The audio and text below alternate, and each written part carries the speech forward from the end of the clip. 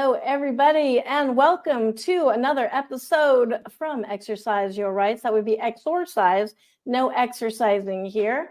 And we are with Zachary Ashford today, and we are going to be traversing the morass. But let me introduce Zachary real quick. Zachary Ashford is an educator, an occasional speaker, though he's going to be speaking a lot here in a few minutes, and the author of the Auroralis-nominated post-apocalyptic novella, When the Cicadas Stop Singing. His debut novel, Polyphemus. I'm going to actually ask you some of these pronunciations here in a minute, Zachary. Polyphemus was out in July, and his most recent book, which is what we're going to be talking about today, The Morass, Servant of the Fly God, also came out in July. So welcome, Zachary. Thanks so much for having me. Glad to be here. So, thank you. Yeah, absolutely. So correct some of those pronunciations, because I know I always say Auroralis wrong.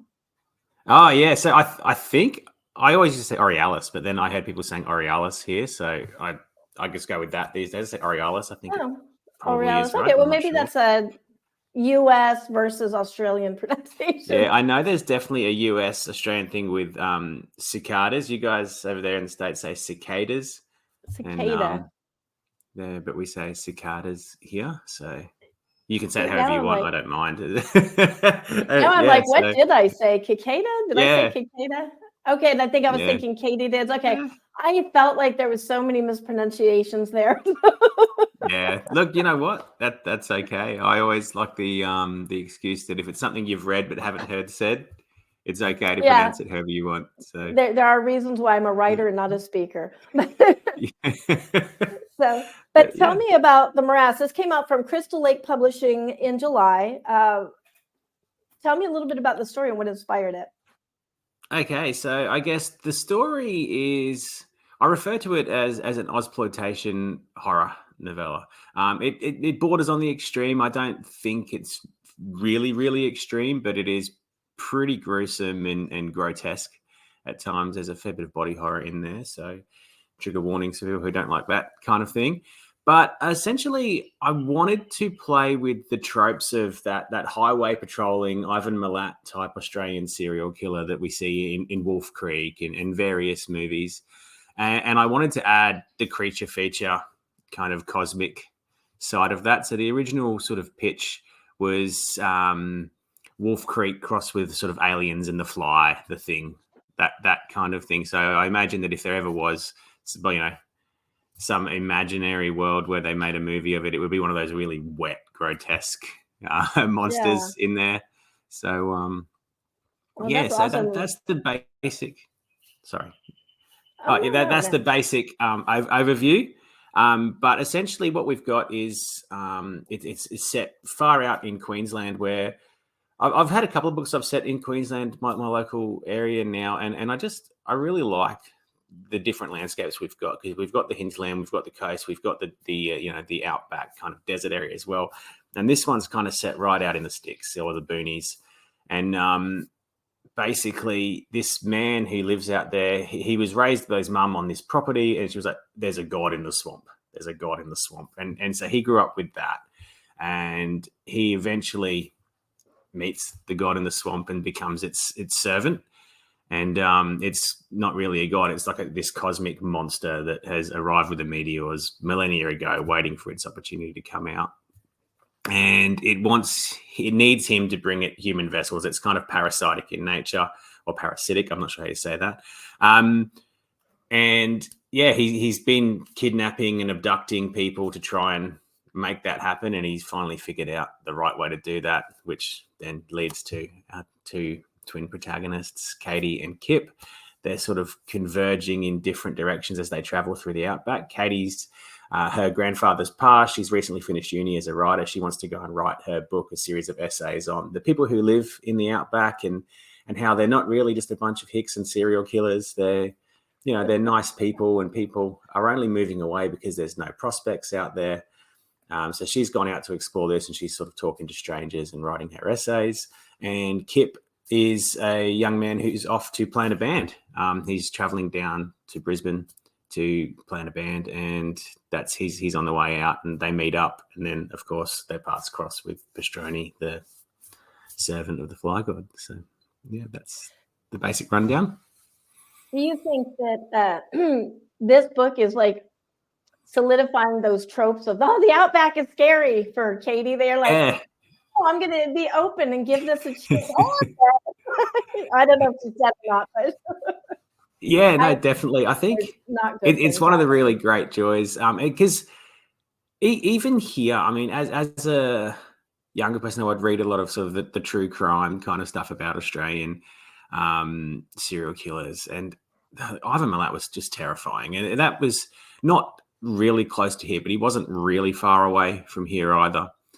So it's just horrific stuff that is not fiction. It's real. It happened, and you'd read that, and then there was also the Joanne Lee's case, which was, I suppose it's a while ago now, but I'd recently read a book, and then The Darkness, about Joanne Lee's experiences with Bradley Murdoch and the case there, and they've still never found the body of Peter Falconio. So these kinds of true kind of crime stories lead into this very fictionalized account.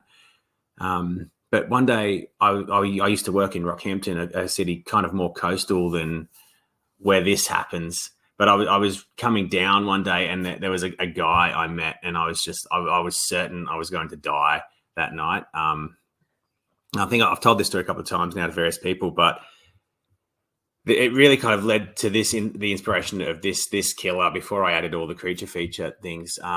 Basically, really wet night. The storm plays a huge role in this book, and it was the first time I was riding my bike down. I had a motorbike. For some reason, I thought it would be great to take that on a 10-hour ride from Rockhampton to Brisbane.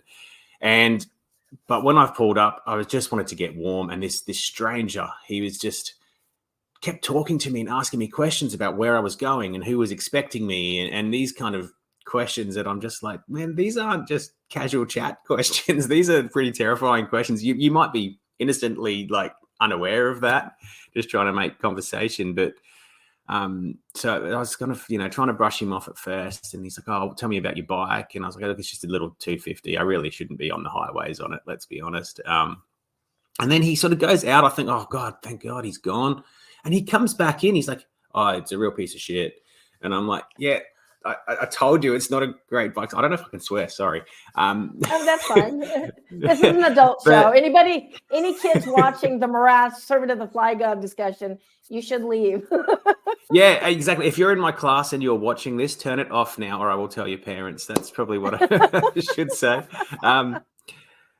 But yeah, so this guy, and he came back in, and I ended up just sort of moving away. Like, I really just want my peace and quiet. I moved away, and then he went outside, and there's still a phone box outside there. We drive past it every now and then as we go on holiday to these places, and he was on the phone just staring in to this like service station / cafeteria, sort of just watching, and I was like getting really creeped out, and I was just thinking, man, like this guy. If my name was Sven, and I was telling him I was just, I needed a lift to go and pick some fruit somewhere, I don't think I would see the sun the next day. Wow. And so, yeah, it was terrifying, because then he got in his beat up old station wagon and just sort of sat watching me again as well. And I was just like going, oh my God, like this is terrifying. And yeah, sort of every kind of reptilian fiber on the back of my neck was screaming at me like this was not okay. So yeah. Well, that does sound terrifying, but I'm glad we got this book out of it. Yeah, that's right. That's right. So yeah. Yeah. Gosh, I mean, now I'm really curious about him and all that. I didn't realize there were so many serial killers in Australia. I got to live there a little bit with my husband, and I only ever knew about the barrels. Like somebody was putting people in barrels. That's the only one I knew about. Yeah, they made that really great movie, didn't they? With that. Yeah, so. I never saw it. I'm like awful for watching movies, but fair enough. Yeah, so I guess you had plenty to draw on from that. Yeah, look, we can't really claim to be like the States with the list of sort of famous guys, but yeah, there's certainly been a few that over the years, and hopefully it's just getting harder and harder for people to do that kind of thing with technology. Yeah, and things like that. So, yeah. So yeah, and let all these be kind of like the Jack of the Ripper stories. We don't, that's not going to really happen. That would be great. Yeah, that's right. Yeah, absolutely. So, were there any difficulties with writing this, like especially given that you had the personal experience with somebody who we're not saying was a serial killer, but could be on that list. Yeah.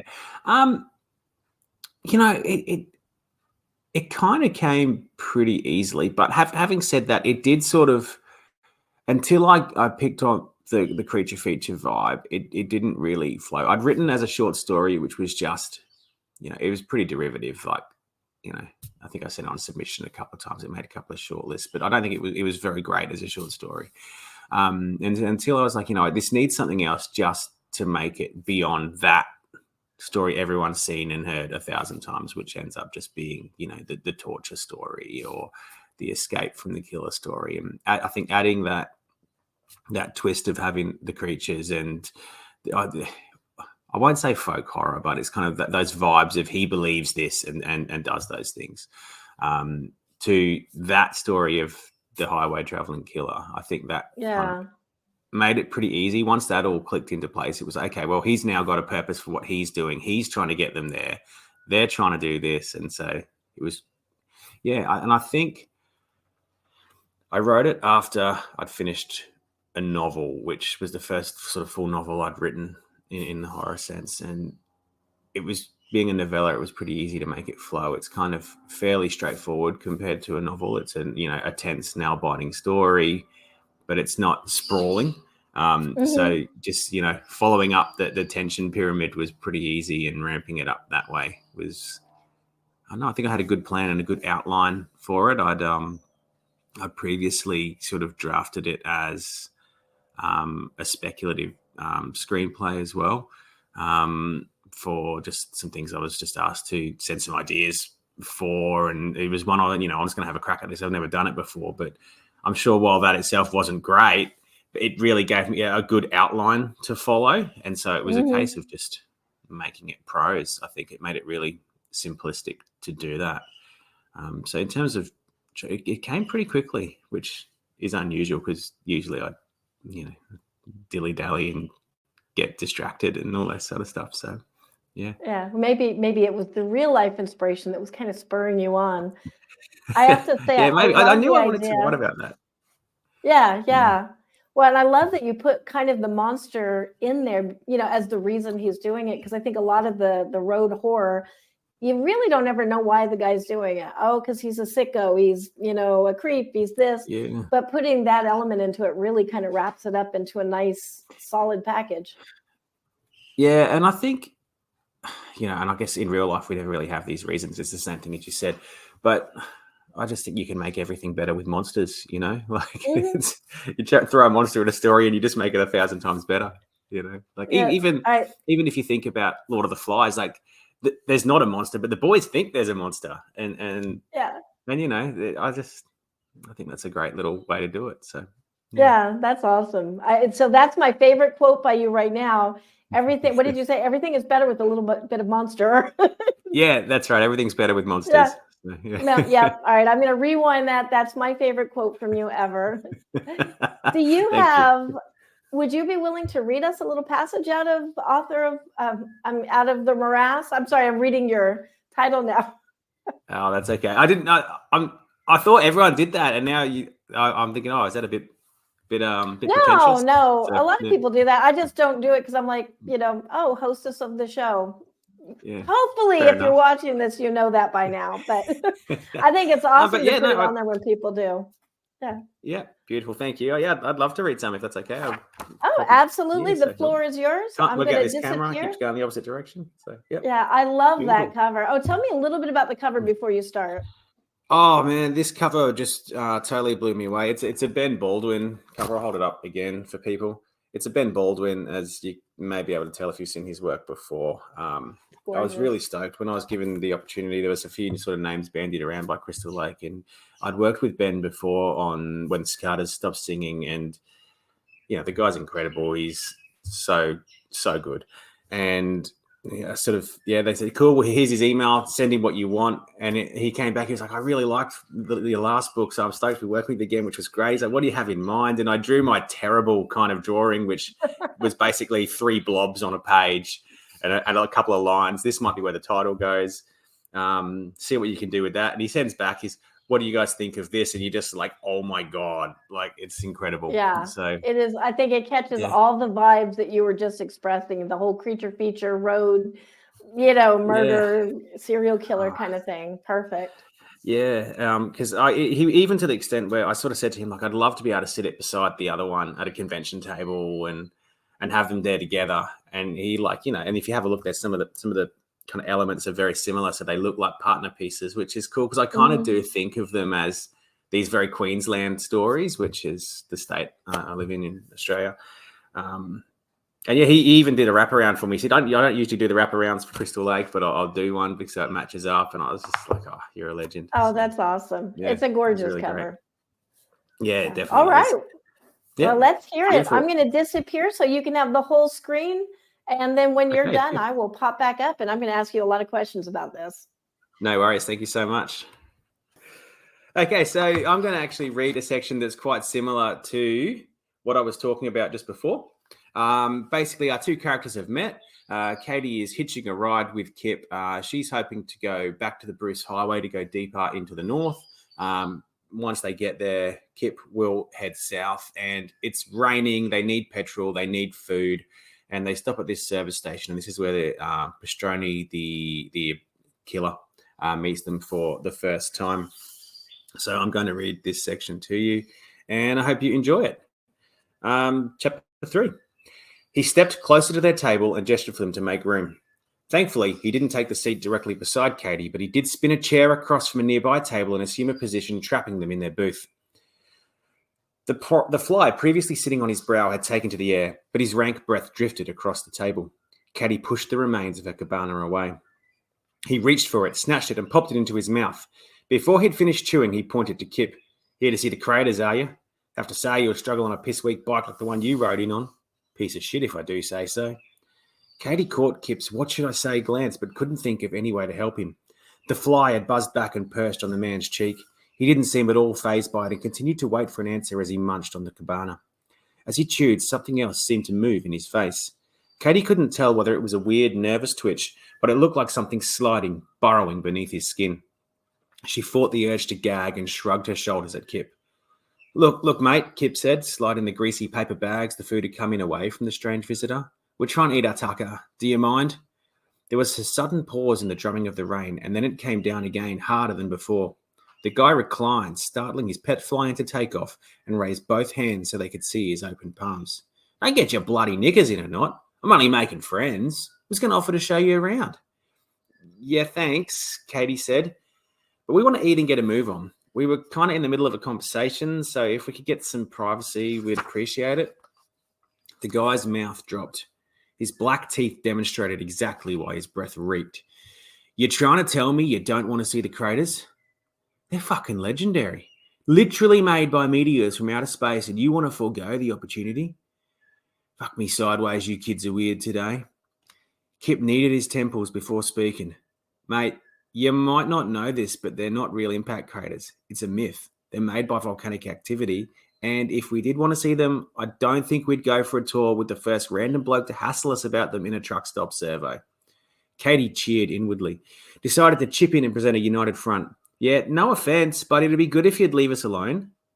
The guy smashed his fist down on the table, sending plastic cutlery bouncing and coffee sloshing. You don't know shit from clay. Those CSIRO wankers are telling you what the government wants them to. Besides, you're not going anywhere more important than the sights of this beautiful place. Please piss off.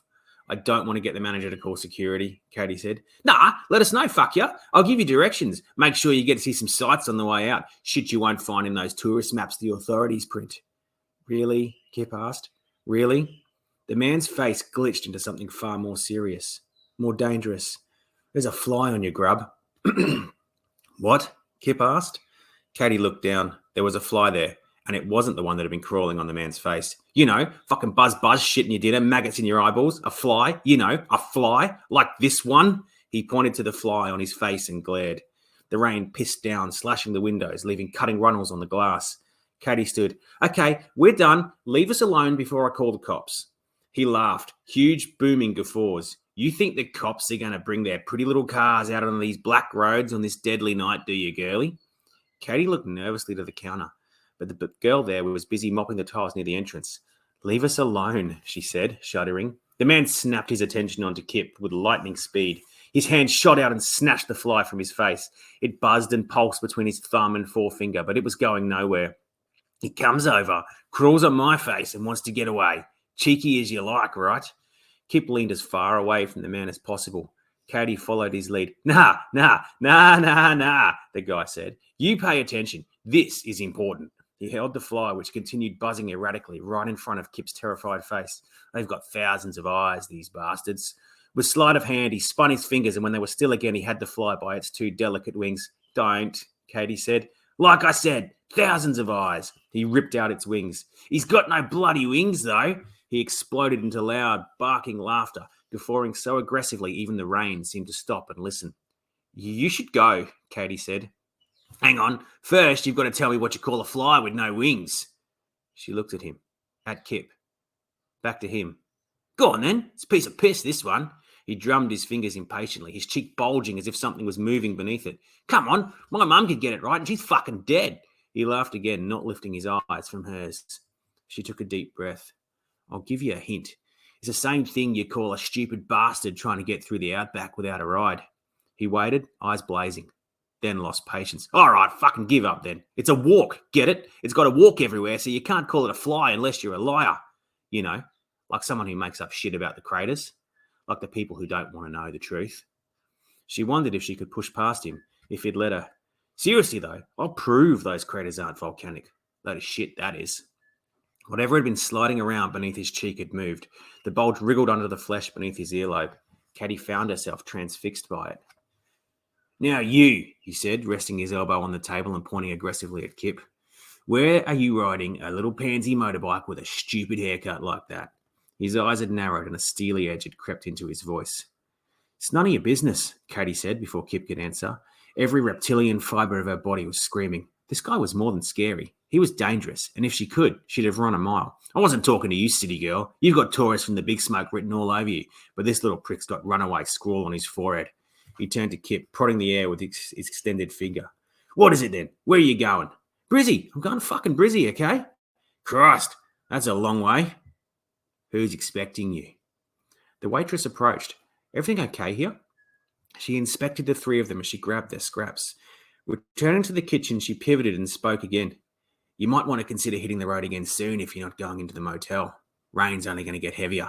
Some of the creeks will break their banks in another hour or two. Yeah, we were about to hit the road, Kip said. You didn't answer my question, the strange guy said. Who's expecting you? Fucking everyone, Kip said. My parents, my bandmates, everyone else down there, they're going to throw me a big party. Wasn't so hard, was it? Now, excuse us, will you? We're in the middle of something. He grinned, raised his hands as if he meant no harm. Well, I'll be seeing you around, the guy said. You can be sure of it. God, I hope not, Katy said. The guy grimaced at her in what she figured was supposed to be a smile. All right, I'll go then. Wouldn't want to get trapped by rising water, would I? He leered as he left and rain rushed through the sliding door, wetting the linoleum floor as he exited the servo. They watched in silence as he drove out of the car park and onto the road, heading in the direction of the Bruce Highway. What the fuck? Katy asked. She suppressed a shudder as she remembered some of the finer points of the discussion. One for your book, Kip said. I'm rethinking it after meeting him. What a weirdo. Kip smiled. I'm sure he's just eccentric. You're going to crash here or you're going to come with me? I've got to get to the Bruce tonight. I need to be in Brisbane by the morning. I'll come, she said. Last thing I need is for him to come through here and find me in the motel. Kip's claim the guy was probably an eccentric rattled through her head. If there was such a thing as an extremely dangerous bloke out here, old mate fit the bill. Not only because he was threatening, but because he was crazy. There was something very, very troubling about him, and she didn't want to ever see him again. As Kip sidled the bike to the slip road, a huge semi-trailer juggernauted past, headlights driving forward into the pounding rain. It hit a pool of greasy water and an arterial spray of grit and runoff sloshed in a fanned arc, engulfing them and splashing onto the cracked tarmac. Katy wiped her visor and shivered. She'd bemoaned the heat earlier, but she would enjoy this leg of the ride a whole lot less. Kip let the water clear from the slip lane and then steered the 250 onto the dark road. At times, she felt like he was the only one keeping to the speed limit. Every other vehicle swooped past them at high speed, spraying water onto their faces. She realised Kip wanted to go faster, but the bike was maxed out. When the vehicle behind them began to tailgate, high beams glaring, she wondered what the driver's problem was. Kip pulled onto the road shoulder to let them pass, but instead of going around, the car stayed close, its high beams stabbing into the dark night, casting everything before them in vivid relief and obscuring everything between them and the car in dazzling white light. Kip came to a complete stop, and the car did the same. When the driver stepped out of the vehicle and into the blinding light in front of the right-hand lamp, his silhouette was unmistakable. "Fucking go," Katy said. "It's him. It's him." Kip spun his head round. "What does he want?" She pounded her palm on his shoulder. "Go!" Kip revved the throttle. The guy jumped into his car. As the bike lurched forward, it felt slower than ever. It was like the dream she always had, where her desperate punch lacked the conviction or power to have any impact. As the tachometer tickled the red line of the gauge, the speedometer could only climb slowly behind it. The car, the same blue vehicle she'd seen at the servo, closed the distance with ease. The engine roared, making short work of the distance Kip's EL250 had laboured over. If she could have seen beyond the glaring brightness thrown out by the headlamps, she'd have seen the weirdo inside laughing or licking his lips or clutching the steering wheel with white knuckles and a look of berserk intensity on his pockmarked face. He revved the vehicle into touching distance and hit the horn. The sound was immense, engulfing Katy in a wash of angry noise. A car in the opposite lane flashed its high beams, reminding their pursuer to kill his own, but he didn't relent. He moved closer, blasted the horn again. Kip veered the bike into the safety lane. Grit and gravel kicked up from the wheel, but if he thought he was going to drop behind the pursuing vehicle, he was mistaken. The crazy bastard swerved right in behind them. Kip gunned the accelerator again, not wanting his rear wheel chewed beneath the Ford's grille. The bike jumped forward, the engine moaning with the effort, and Katy felt sorry for ever volunteering to ride with him, for slowing him down. The huge engine roared and the light behind them disappeared. The Ford swept around them in a dramatic maneuver. Seconds later, it was in front of them, its brake lights glowing red. Kip pumped his own brakes, but it was hopeless. The 250 skidded and she felt herself leaving the seat. She let go of the sissy bar as she tried to protect her face, and then she felt the crunch of metal. She rolled over the Ford and slipped down its bonnet where she lay on the ground. Dimly, she was aware of Kip flying farther, of the bike rolling into the bushes beside the road, and of Kip screaming in pain. The driver's side door of the vehicle opened and slammed shut, and next thing she knew, the man stood over her. He prodded her with the toe of his boot, and when she only groaned, he grunted and forged on towards Kip, who was screaming in agony against a caution, kangaroos sign. "I'm glad you stopped," the guy said. "Got some things I want to show you." Kip tried to scramble away. He pressed down on his elbow and screamed again. He was in deep shit. Katy forced herself to her feet and tried to mount a futile run. She staggered, wobbling, and shoved the guy. "Get away from him," she yelled as he blurted the two identical men. He shot out a hand, grabbing her by the throat. He used his free hand to flick up her visor. "I'll deal with you in a minute." He threw her to the ground and kicked her hard in the back. "Stay there." She doubled over. Tears welled in her eyes, and she could only watch as he hefted Kip by the strap of his motorcycle helmet. "Will you quit crying?" he asked. "No one's going to hear you." He drew a knife from a sheath on his belt. Katy screamed. "Relax," he said. "I'm not going to hurt him. Not here." He cut the strap and he yanked the helmet free. As Kip dropped to his knees, clutching his elbow, the man felt the helmet's weight with a curious motion of his hands and then swung it down, cracking it into Kip's face like a sledgehammer. Kip, flattened by the blow, sprawled. His head crunched onto the gravel. Blood poured from his nose. The man laughed. He grabbed Kip by the foot and dragged him towards the four-wheel drive. Katy climbed to her feet, using the road barrier as a crutch. She scrambled over it, falling on the other side, and crawled towards the bushes. "Where do you think you're going, sweetheart? You got some sightseeing to do as well. You can't be running off on me." He grasped her shirt and lifted her to her feet with an easy movement. She screamed. He laughed. "Like I told your boyfriend, no one's going to hear you out here. Watch," he said, putting one hand beside his mouth as if to guide a shout. "Help!" he screamed. "Help!" He laughed again. "See? Nothing." She struggled, throwing an elbow at him as he dragged her. It must have caught him because his grip loosened, and then she felt a boot in her ass. The force of the kick pushed her forward onto her knees, and he wrestled her helmet from her. Once he had it free, his meaty palm shot out. The wallop rang loud in her ears, and she hit the deck. And that's where I'm going to leave it. So hopefully that wasn't too long. That was amazing. I have to read this now. Especially, I think, getting the little pre-story about the real event, which fortunately did not end like that at all. Yeah, that was really, really amazing. So, thank you. Really okay. So now I need to shake it off. Okay. So everybody go grab the Morass. No, that was splendid. I could have actually listened a lot longer, which is kind of why I'm now I need to go get this. And then I did, while you were reading, I looked up the cicada. Now I feel like I'm saying that wrong. Yes. Anyways, cicada, I looked up is the how we other say it. cover. You guys say cicada, I think. Yeah, I don't know, but I did look up that so I can compare those two covers. So if you guys want to see both covers together, that's the first one. And then the Morass, which is the book that Zachary just read from. So I do see what you mean now about the similar styles. They really do go together. I even feel like he used the same kind of character design for Katy and Cora, which I seem to have something with a hard C's name. I'm not sure what that is. But yeah, that's excellent. Well, Katy's not a C. What am I saying? I was actually going, cicada or cicada? Question of the week. No, that is really excellent. I love that. That is, so that just came out. I could see that being on the Ward circuit next year. I think that is going to be on some of the short lists at the least. That was excellent. So very I really hope so. Excellent tension. I was there. Like I could actually just picture the whole thing. And I get the total. Yeah, that was gross.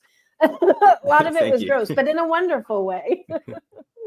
Thanks so much. Wow. Well, then what do you see happening from this book? Like, do you expect to continue this story? Do you see a sequel or?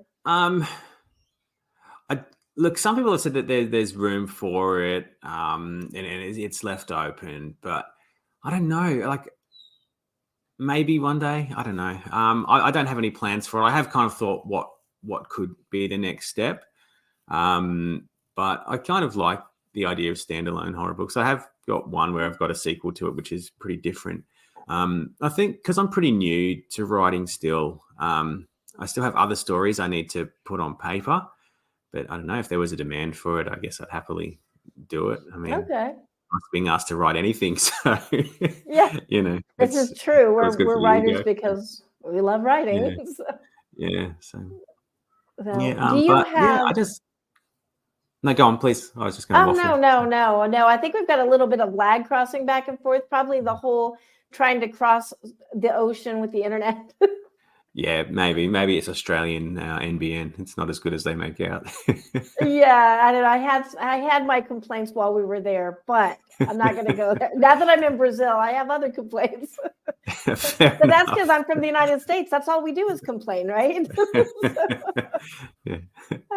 Now, go ahead and say what you were going to say, and I actually want to find out about what else you have out there.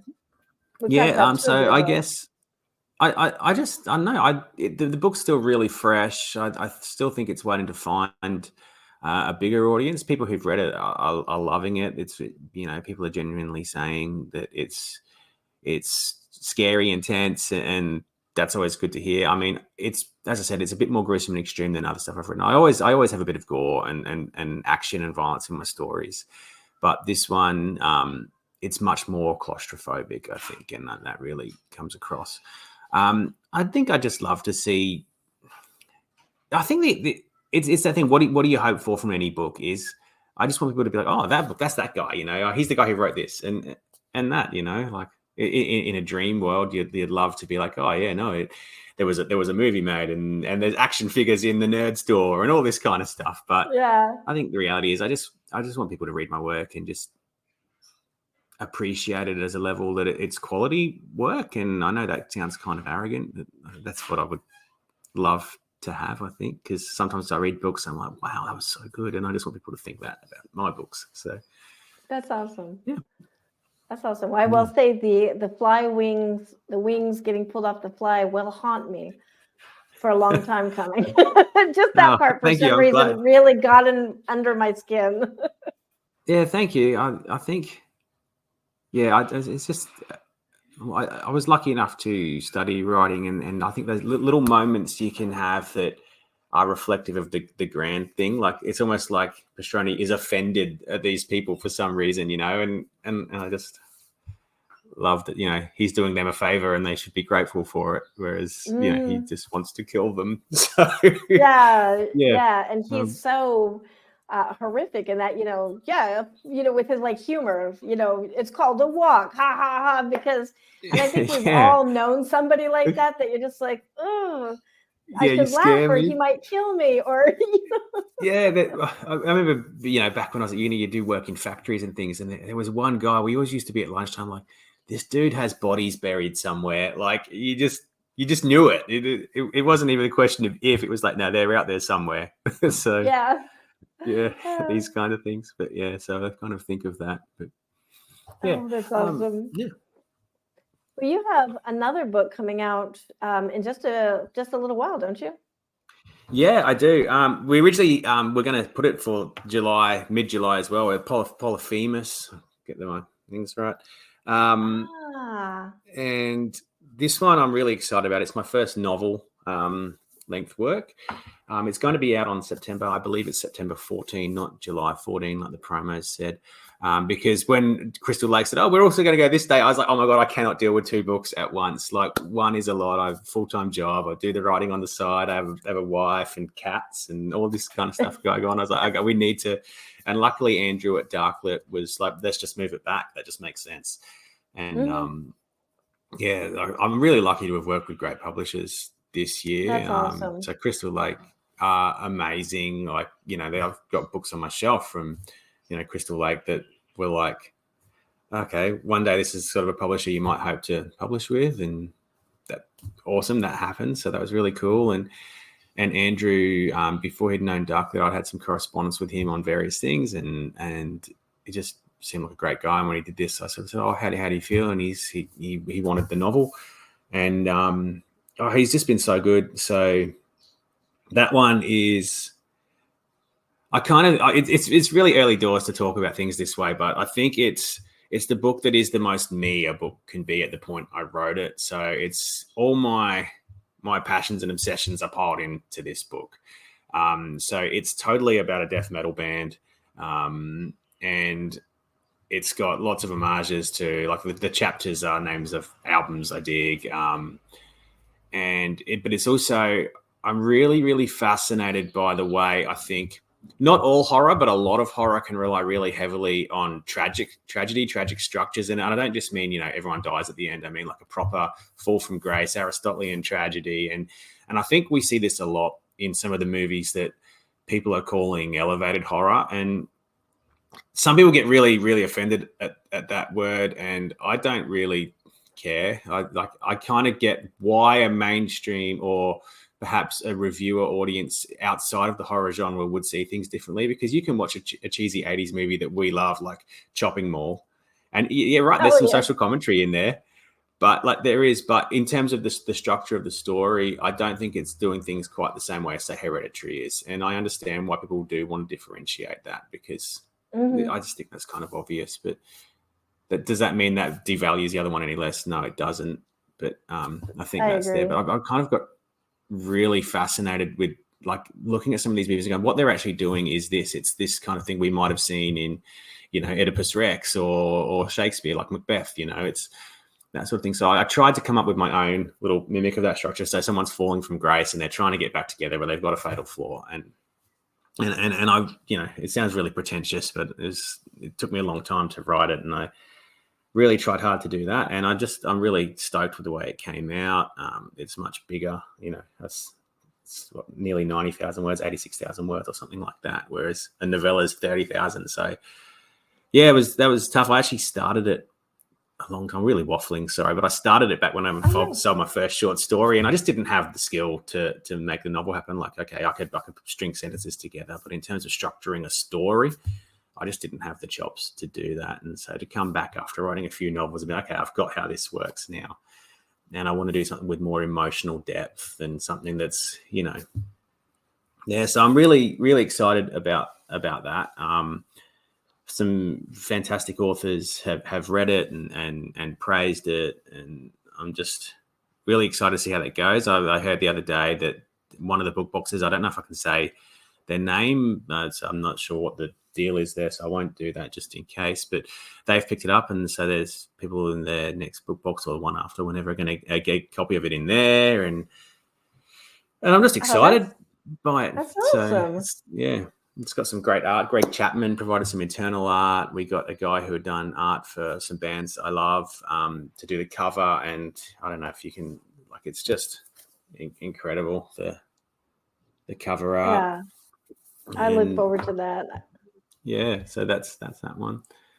Yeah, I think it was a very mature way to look at it too. A lot of times I think as writers, we're kind of like and artists in general, the thing that we create is perfect and we have to look at it critically, like, okay, well, maybe I'm not ready to make this yet. It doesn't mean you can't make it, but, get those skills and everything polished up and refined. Yeah. I think that's, from what we just heard, you have excellent skills. So. Oh, thank you. Really appreciate that. I think, I don't know, maybe because I'm a classroom teacher and I'm dealing with teenagers all the time who, and I'm really fortunate. I work at a school that's a selective school, that's an academy school. So the kids there are all so much smarter than I am. It's hilarious. Like, they come to me for advice. I'm like, you're smarter than I am, dude. But the idea of the growth mindset. And so, I got my start working at street press magazines, and then I was in a radio station and various writing places where I was always writing. But just because I can write that well doesn't mean I can write this well. And so I always, everything I forget, what can I learn from this? I just try to sponge up everything. And it's one of the great things. I'm sure I drive everyone crazy, but when I go to the Australian events and meet Aaron Dries, Karen Warren, Alan Baxter, all the amazing authors, I'm just like trying to sponge as much as I can. I'm sure I drive them crazy with questions, but there's such a pool of talent in such a small area on those occasions that tell me everything you know, and I'm going to try and implement it. And knowing when something needs to be put aside because you have more work to do, I think is a good skill to have. Just in life, as well as your passions and your hobbies and your crafts and those sort of things. So yeah. Well, and you're lucky because if you get to hang out with, because normally we don't get to hang out with Alan and Aaron and Karen. So you have those guys. All three of those are excellent writers. So that's fabulous. Oh, that's amazing. Yeah. No, there's so many more. I've left people out, and someone's go, "Oh, why didn't you mention me?" But no, the pool is just incredible. And I always go down. I mean, the first time I went down, I was just like, "Oh my God, this person." Just, totally fanboying as well. I go to my wife, "That's so-and-so, they wrote this." And she's just like, "Who?" I'm like, yeah. No, so that's awesome. Well, excellent read, excellent, all of that. I actually am going to go get the Morass right now so that I can review it. Thank you. I'd love to have you back when it's Polyphemus. I feel like I'm saying that wrong. Yeah, Polyphemus. So the band itself is named after Polyphemus, the famous Cyclops from the Odyssey. And they're named after that. And so there's a lot of running themes of obsession and things like that in there, and just that that one-eyed way of looking at things. I kind of wanted to build on that as well. And that is awesome. I'm glad you said that, because it was like taking me like, what is? I've heard that somewhere, but I couldn't quite place where it's like that. Maybe I'm saying it wrong, but that's excellent. Yeah. I love that. Oh, thank you. Well, when that comes out, I've always loved that story. Let's have you back. Oh, I'd love to come back. Thanks so much. That'd be great. Yeah. So awesome. Thank you so much. Yeah, no, absolutely. Well, tell us everywhere where we can find you right now. The links will be in the description, of course, to your website and everything. Yeah, just anywhere. We're going to have links to the Morass. If you look down below, everybody, you can find that. And hopefully we might have a pre-link to Polyphemus. That would be awesome. Yeah, definitely. I'll get Andrew to send something through, because he's, as I said, he's just been so good. Actually, they just announced the caster, the narrator for the audiobook, which is really exciting, because I drive like an hour to work every day, or hour there, hour back, and so audiobooks are huge. And I just I always think, one day I'll have one, and then I've got one coming. So I'm that's amazing. That's awesome. So, yeah. Well, congratulations on everything. Let us connect to you. Easy. So social media is like a bomb city at the moment, as everyone knows. The easiest place, probably, as much as it pains me to say it, is still Twitter. I had to uninstall it from my phone because I just couldn't deal with how edgy I felt seeing that X pop up every time someone commented on something. So I only have it on the laptop at the moment. I just I just felt like it was, 1998 all over again, and I was 18, just but I guess it's very cool. So, but I am on Twitter, and there's those places there. I refuse to call it X. So I've got to move past that. Well, you can always just be sarcastic and be like, yeah, you can catch me on X. Oh no, see, I'd have to take myself seriously after doing that. But there I'm on Facebook. You'll see me in the Books of Horror group if you're in there. I'm often I love that group on there, having a chat and talking about books and seeing all the great books. Goodreads. I've got a Blue Sky invite. I need to put that in. Hopefully it hasn't expired, because that would be dumb of me. Threads, Instagram. If you Google me, you'll find me. And I have a website, Zachary-Ashford.com. I had to put a hyphen in because I let the thing lapse, and some company bought it thinking I was going to pay them for the URL back without the hyphen, and I wasn't, which was very amusing. But yeah, if you Google me, I'm there, and that's it. So send me a message, talk to me, add me, whatever it is you do on social media. I know I sound like such a boomer, but yeah, I'm there. So oh, you're just on mute. Sorry, I accidentally unplugged myself while we were doing that, but plug back in. But I love that you let your name expire, and then somebody did that. I did that as well, and a porn site bought my. And oh well, yeah, that was awkward because I used to write for Christian magazines. So oh, lovely. Well, nothing that exciting happened to me. So all right, well, I'm gonna go tell all the porn sites. Hey, ZacharyAshford.com is an excellent name. You should get that. Thanks, appreciate that. Awesome. Well, thank you so much for being on the show. I'm gonna go get the Morass right now. I promise a review. I know I'm going to love it already from hearing it read, and I will look for Polyphemus, and let's have you back on at that time. Awesome. Thank you so much. Much appreciated. All the best. Have a great day. Evening there, I guess, now for you guys. No, it's nighttime. It's night. Oh, yeah, evening, nighttime. Morning for me because I'm a night person. So. There you go. Perfect. Now I'm just going to have breakfast here, so that's good. Yeah. Awesome. Well, thank you. Thank you. Thanks for everybody watching the show. Come back next week where we will have, I'm looking at my schedule, Lee Murray talking about Anzac Day. So, yeah, we'll have Lee Murray on. We've had her a couple times this year, and I always love talking to her. Then we'll have Benabel Such a nice lady. Francis Ippolito. Yeah, she is so sweet. So I love Lee. I love working with Lee and talking to her. Awesome. I'll say good day for me. Stay tuned for that. I will. Awesome. Thank you. Bye, everybody. Cheers. Bye.